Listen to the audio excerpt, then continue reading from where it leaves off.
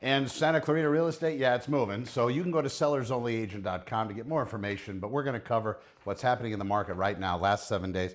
We have 19 coming soon listings. These are listings that have been populated online as coming soon. Some of the syndication websites out there, they're going to tout, oh my gosh, we have listings that you're not going to find anywhere else. That's a bunch of hogwash, so make sure you stay close to the actual sites that matter. These are going to be the ones that agents are running and also the ones that are attached to the local multiple listing service.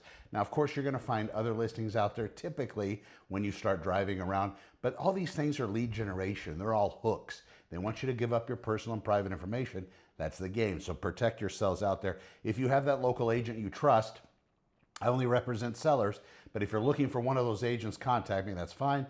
But if you want to find that your buyer's agent, they should be able to send you those listings before they hit the market. No problem, piece of cake. That's what they do. New listings 89. This is the last 7 days. Santa Clarita Valley cities. We have 86 properties that have had their prices changed. That's incredibly important because what we're watching is we're seeing sellers that are overpricing their properties right out of the gate. They need to slow that roll. They need to look at the real data. That's the importance. Don't price your listing higher because the agent is trying to sell you a false bill of goods. Make sure you look at the data. Should be based on 180 days. It should be based on a 90-day in the future estimate of value. And those properties that you're looking at should be really close to the listing that they're going to take on your behalf. It's got to be close, folks. Can't be that far. If it starts to segue zip codes and go into other cities because you live on the border of a particular zip code to another zip code, you got to make sure that research is done, because if not, you're going to get into trouble, because those particular people that are known as appraisers, they're going to look at it very differently. If you share a Canyon Country zip code with a Valencia zip code, I don't even think they cross anywhere, but just to kind of give you an idea, more expensive area, less expensive area, it's going to come down to zip code, so watch out for that. All right, active under contract properties 36 properties gone into escrow.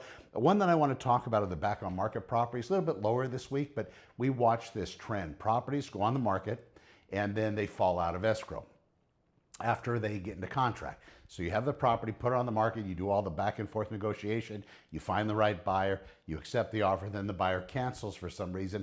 And typically it is a buyer cancellation, usually not the seller. Seller's in contract. They would have to get all parties to agree to cancel the deal while they're in contract. Now, if the buyer goes to the seller and says, hey, I want you to do this, want you to do that, seller refuses, the buyer decides to cancel, seller's clean on that regard. Something to be aware of. If you want more information, sellersonlyagent.com. I started the Fair Fix Fee system.